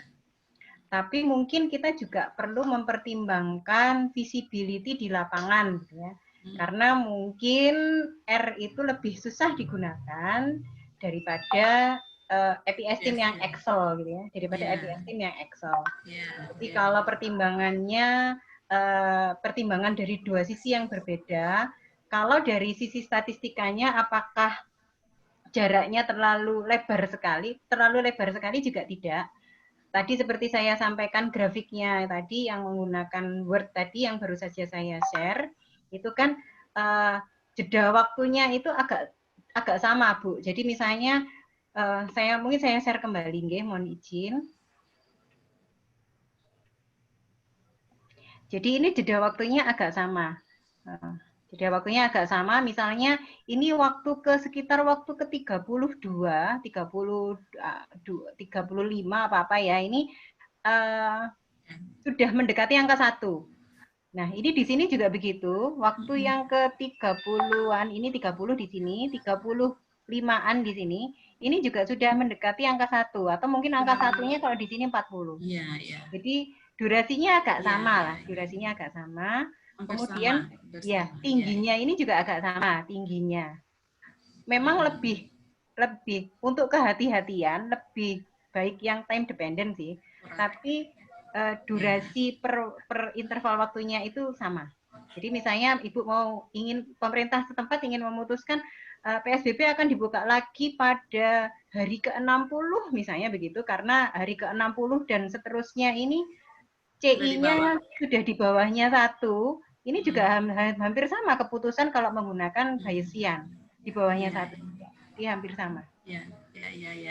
Kalau misalnya visibility di lapangan lebih menggunakan EPSTIM Excel lebih visible untuk dilakukan, silakan saja Bu, tidak masalah. Iya, baik. Terima kasih, Bu Dia. Iya, sama-sama. Baik, Dr. Kristina sudah dijelaskan oleh Bu Dia, dan ini waktu sudah lebih ya, jam 11. Jadi saya kira kita akhiri diskusi ini. Mudah-mudahan apa yang disampaikan oleh para pelatih maupun pendamping ini bisa membantu kawan-kawan praktisi, terutama para epidemiolog yang bertugas untuk surveillance, harus menghitung R0, RT, itu bisa langsung dipraktekkan di kabupaten, sehingga kami bisa membantu bagaimana kabupaten itu akan memutuskan kebijakan terkait dengan PSBB. Nah, sekali lagi bahwa hitungan R itu memang bukanlah faktor utama dalam mempertimbangkan kebijakan atau memutuskan kebijakan, karena ini dari sisi epidemiologi, dan hitungan-hitungan itu adalah sebuah prediction, sehingga untuk memutuskan kebijakan tentu pemerintah daerah ada pertimbangan-pertimbangan lain, lokal spesifik itu juga akan menjadi satu pertimbangan penting di setiap daerah untuk memutuskan. Baik, acara pelatihan ini acara inti dari pelatihan ini sudah kami akhiri. Mudah-mudahan bermanfaat untuk semua pihak yang terkait, ya semua stakeholder yang hadir di dalam pelatihan ini, baik dari akademisi, praktisi maupun teman-teman lainnya. Saya kembalikan waktu kepada pembawa acara. Demikian kegiatan pelatihan ini saya akhiri dengan ucapan Assalamualaikum warahmatullahi wabarakatuh. Waalaikumsalam warahmatullahi wabarakatuh. Terima kasih Prof. Mami yang telah memandu di sesi pemateri menyampaikan paparannya dan peserta ke kelas kecil. Sebelum kita beranjak ke sesi penutupan, saya menyampaikan kepada seluruh peserta untuk mengisi post-test dan evaluasi kegiatan kita hari ini.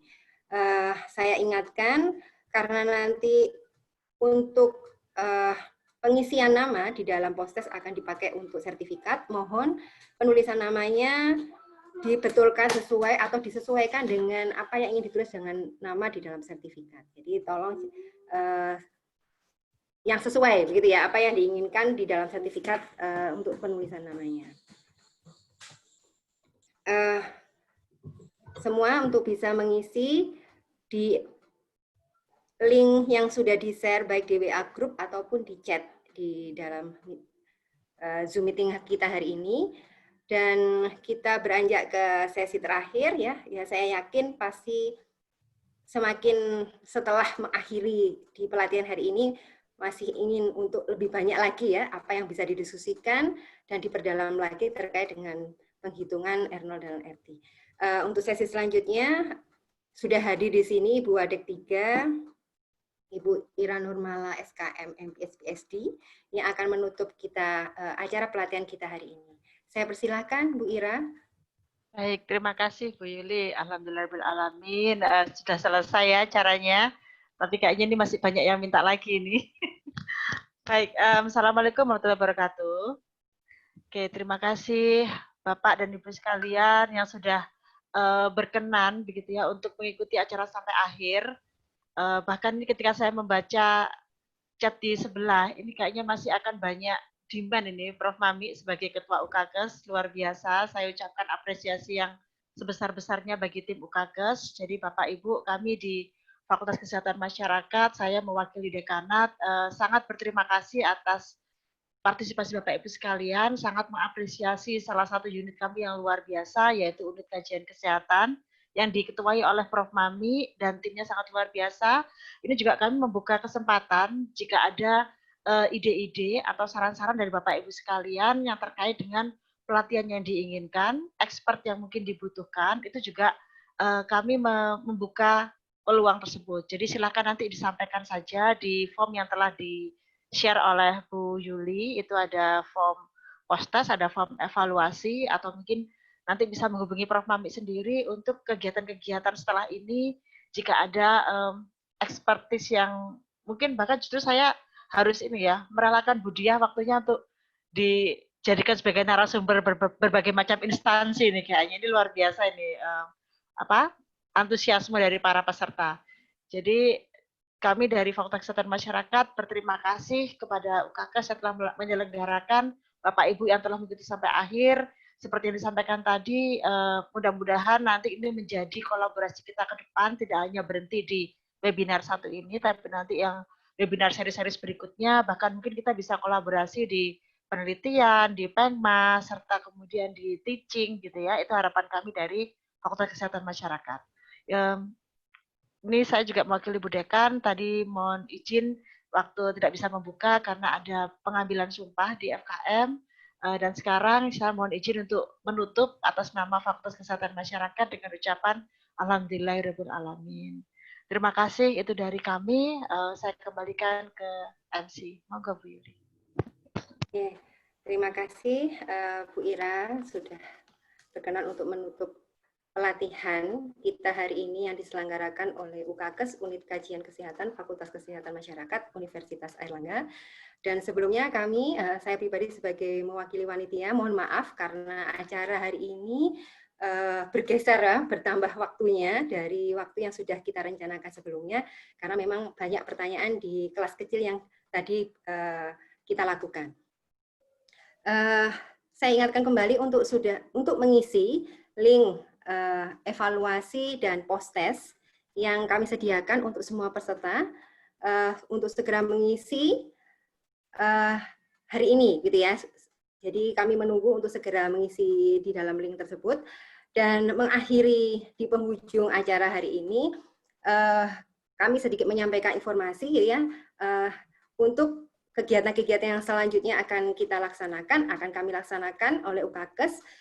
Ditunggu saja informasi kami selanjutnya dan kami berharap Bapak Ibu yang mengikuti pelatihan kita hari ini, pelatihan penghitungan R0 dan RT untuk bisa berpartisipasi kembali di dalam acara kami selanjutnya. Kami mohon maaf apabila ada kekurangan dan kesalahan. Kami juga sangat berharap agar pelatihan ini bisa membantu Bapak Ibu semua di daerahnya masing-masing untuk memberikan informasi dan sebagai data yang sangat dibutuhkan di instansi Bapak Ibu. Akhirul kalam, terima kasih atas perhatian dan kehadiran dan keseriusan semua peserta di dalam pelatihan kali ini. Saya ucapkan terima kasih. Wassalamualaikum warahmatullahi wabarakatuh. Waalaikumsalam warahmatullahi wabarakatuh. Terima kasih. Sama Bu Ira. Terima kasih Prof. Mami. Kita tadi sudah shoot semua nih peserta. Tapi peserta tadi ada yang banyak yang mematikan ya.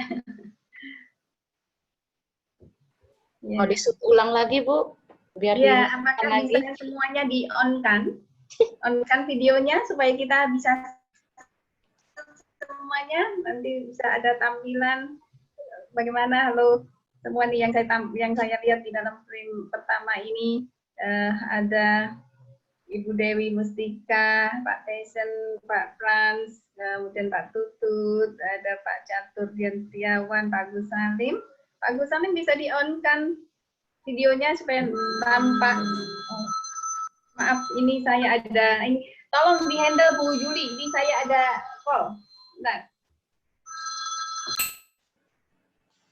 Oke, sudah menunjukkan videonya semua? Sudah menunjukkan wajahnya. Bentar. Mohon dibantu Pak Dani juga. Pak Dani? Ya, Bu. Pak Dani bisa men-screenshot semua? Masuk. Kenapa, Bu? Sudah? Sudah cukup? Sudah, nggih. Saya N. Semuanya sudah terdokumentasi semua? Ampun. Oke. Terima kasih Bapak Ibu semua atas dokumentasinya. Kami menunggu untuk acara-acara kami selanjutnya. Terima kasih. Thank you. Ini Prof. Mami malah nggak ikut ke foto ini. Oh iya. Ini duluan. Oke, yuk. Prof. Mami ya. Wah, lagi ya. Oh, saya kira sudah selesai nih. Kalau masalah foto tidak ada selesainya. Oke, di layar berikutnya. Layar berikutnya. Layar berikutnya, sebentar.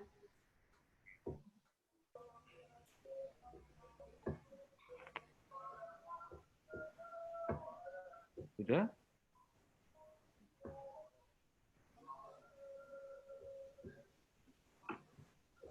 Pak Dani sudah screenshot? Sebentar. Oh ya, minta tolong Pak Dani ya. Sebentar, Bu. Sudah semua Pak Dani? Sebentar lagi, satu lagi. Oke. Satu lagi.